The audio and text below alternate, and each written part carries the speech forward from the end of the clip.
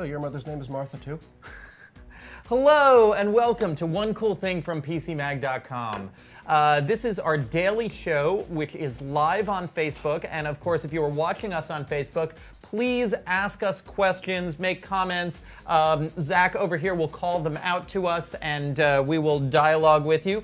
Now, after this is done on Facebook, we post it on YouTube. So if you are watching us on YouTube after the show is done, please subscribe to our YouTube channel. You'll get one cool thing every day.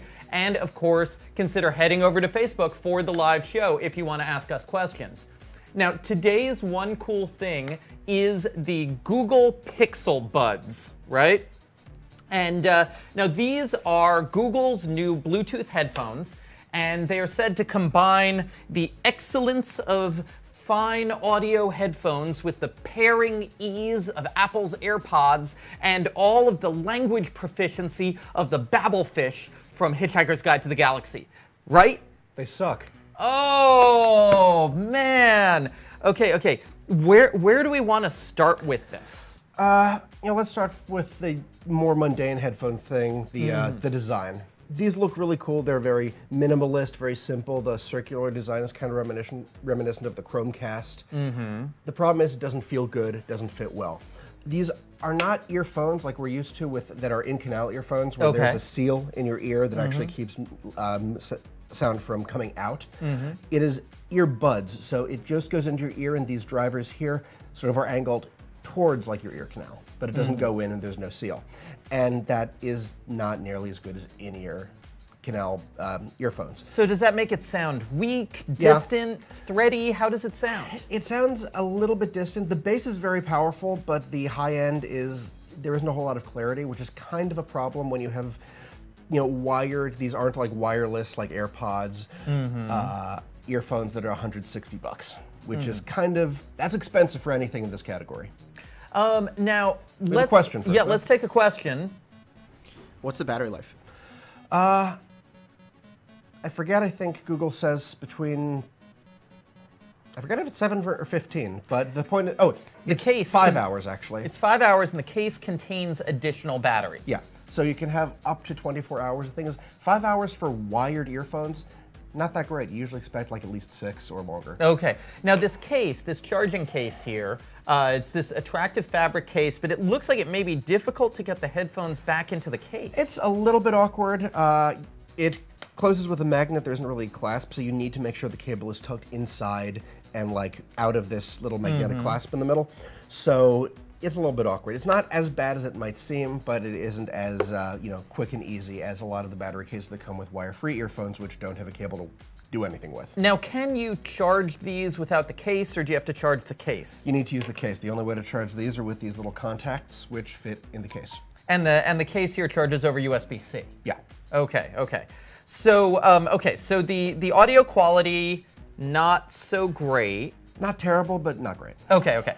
So how about pairing? Now, one of the other big features, and notice we're warming up for the really big feature, which is language translation. Wait a few minutes.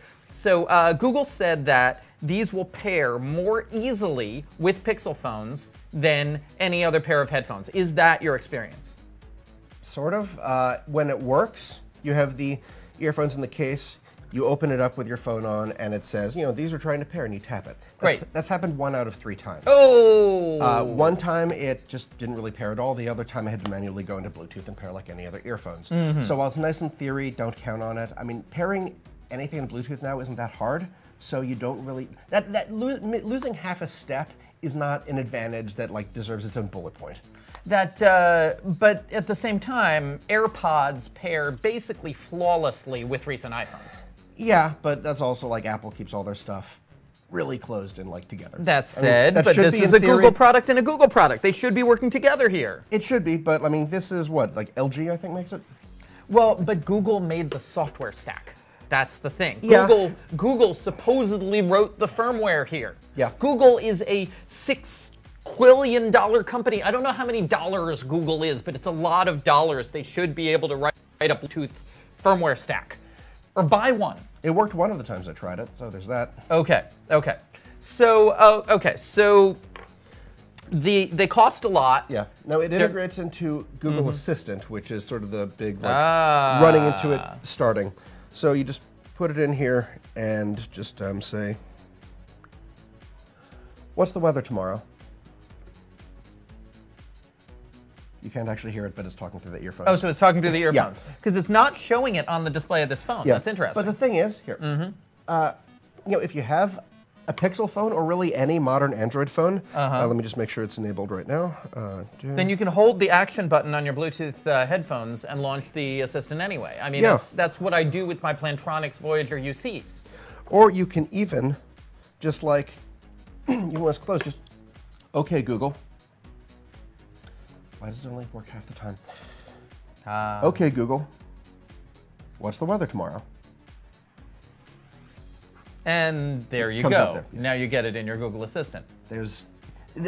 All you're getting is you can tap and hold and then talk instead of, again, another half step for anything else. Let's get to the big flashy magic feature, which is that when these were introduced, they were introduced in partnership with the Pixel phones as supposedly a universal translator, as a way of translating languages so that you can walk around the world talking to people in whatever language and hearing it in your own language and being able to talk back to them. And so in your experience, now we're going to call in a live demo in a moment. We have some people standing by who speak languages other than English. I do not speak a language other than English, so I cannot demo this. But what languages did you test, and how did that work out in your experience? I tested Japanese just because I watch a lot of anime. And it works fine, but the app works fine too without these. Like, let me show you how these work. Translate a conversation into Japanese. Just give it a second. Or it should be open. Give me the phone. Okay, so it opens Google Translate. It should automatically go into the voice thing, but it goes into this screen. Now, Victoria, if you'd like to come in here. So we are bringing in Victoria Song, who speaks a number of languages, one of which is Japanese. Yep. Okay. Good morning, Victoria. How are you today?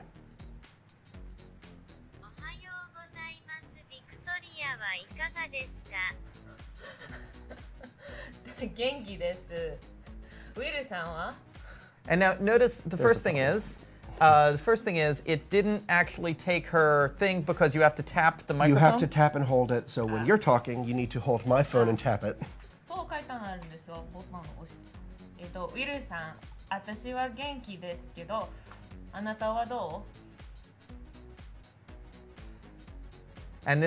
And that did Well, translate. I'm fine, but how are you? Yep, it did translate to, Will, I'm fine, but how are you? Now, that is kind of awkward for these earphones, but let's show what happens when you don't have the earphones and just use your phone.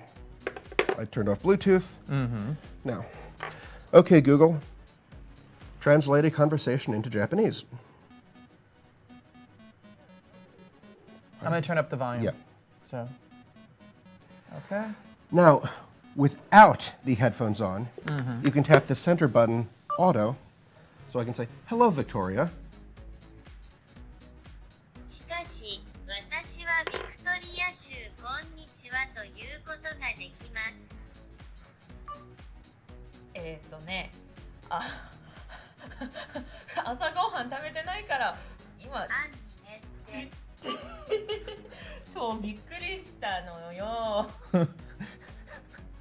That just translated at one point as Toby Keith. Still not perfect, but you don't need to have each person tapping something to talk without the headphones. The earphones disables the simultaneous both language listening mode. So to some extent, the earphones make Google Translate less useful. Kind of. I mean, when Victoria's talking, the translation only goes into my ear, so it isn't like both people are talking twice. But it's still stupid. Okay. But in the auto translate thing on the phone, it was just wrong. Yeah. Well, let's try again. Everywhere wrong. Yeah. Here, try again. No, that came out. Okay, this is totally malfunctioning. Thank Yeah, you very much, we have a bit of an Victoria. issue here. Sorry. We've made our point. So do we have any more questions out there? No. Yes. No. We're good. Okay. And I don't think we're going to do another language because obviously this has shown that this functionality is kind of a disaster. Also, anything where you're picking up voices when more than like one or at most two people are talking, it just messes up. You see it with Echo and Google Home. It's like, you know, your voice is overpowering. Or like, actually, maybe I should do this. Or like something that isn't being spoken directly into the phone, like you're trying to translate an announcement or something. Which is why holding the button is helpful, but it's also, you can do that on your phone. You don't need these in any way. This is just because I'm going to try to get our other off-camera person to say something. Or like, let's say you're standing somewhere and somebody yells something at you across the room in Russian. Dobre utro! You need to turn on the auto mode first. Oh, you have to turn on. No, that was supposed to be recording. It wasn't. But it was supposed to be, but it wasn't. Are you sure That's it was? the problem. Yeah. Okay. Yeah. So Google Translate. This isn't a perfect kind of technology. shaky. Yeah, this isn't a perfect technology. This is. But the more point is that the earphones don't actually add anything to it.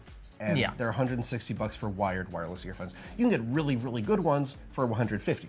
Okay, so That let's sound way better and fit better. So let's shift here and talk about if you are looking for good Bluetooth headphones or Bluetooth earbuds for your Android phone. Right. What are the best picks?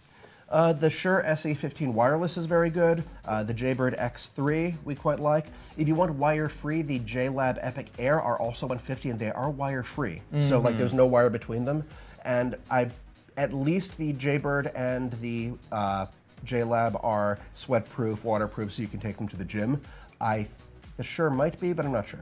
I'd have to check. Okay. But all three of them, they're at least 10 to $60 cheaper than the Pixel Buds. They fit better and they sound better. So there are a lot of good Bluetooth headphone possibilities out there. The Google Pixel Buds, not actually one of them. This has been One Cool Thing at PCMag.com. Thank you all for watching if you were watching on Facebook. Thank you all for watching, and please subscribe if you're watching on YouTube. And we will have another One Cool Thing tomorrow.